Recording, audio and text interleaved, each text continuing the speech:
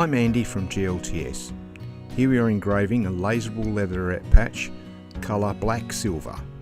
I'm using a Cloudray 30 watt with a 300mm lens, as I have found this lens gives a better result than my 110. The settings are displayed in the right hand side of the video, which is running at 2 times speed. I hope you find this helpful and thank you for watching.